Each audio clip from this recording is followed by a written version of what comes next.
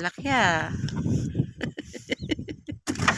Dahil lusyosiro tayo mga lads, kailangan natin sumama sa kanila kahit ayaw nila tayong pasamahin. Kasi ano naman ang magagawa ko doon? Kasi nga di ba babae tayo at magpapasaway lang daw ako doon. So hindi tayo pumayag kasi kailangan maranasan natin yung ganyang mga bagay-bagay at nakakatuwa kayo sumama sa kanya. Sabi ko, huwag na lang silang umalis pagka hindi nila sinama ang kanilang doon niya. Kaya, ayan, sinama na lang nila ako. Wala silang magawa at pagtiisan nila ang aking pagpapasaway mamaya habang kami ay nasa laot. At ayan, siyempre, sarap sa pakiramdam na maranasan ko ulit ang mga ganitong bagay dito sa probinsya.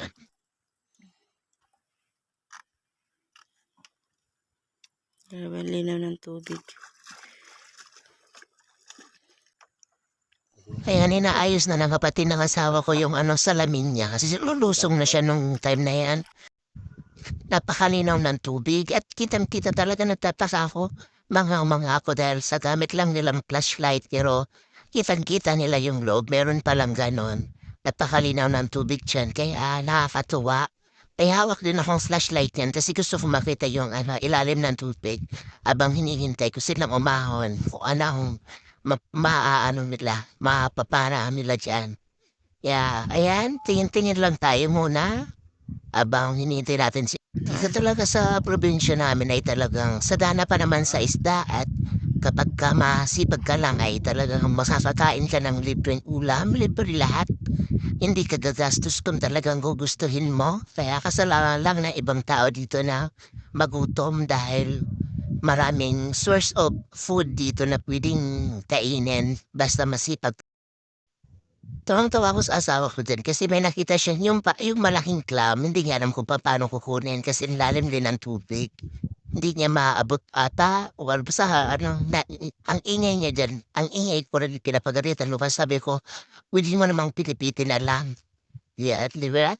Ag ginusto mo 'yan, lumangoy diyan, eh, 'di diyan ka panindigan mo 'yan. Madaming shell dito lalo na 'pag low tide, naku ang daming makikitang shell dito, yung mga maliliit na shell. Dito na nga, nahuli nilang unang crab, crab, alimasag at ayata, may isa pa siyang takuha. Marami yan. Marami yan kaso hindi ko na nakuha yung iba. Nakakatupay na yan, tinan mo. Ang laki ng isda na yan. Siyempre tuwa yung isa kasi nakahuli siya. At yan, tara, may ulam na kami mamaya pagdating namin. O, di ba? Hindi mo na bibilhin. Kung nasa Maynila ka, bibilhin mo pa rin yan. At ayun na nga mga labs, nagpapaalam na ako at nandito na ang aking video. At sana nag-enjoy po kayo sa panonood at sana supportahan niyo ako dahil sa aking mga ginagawang video. Salamat!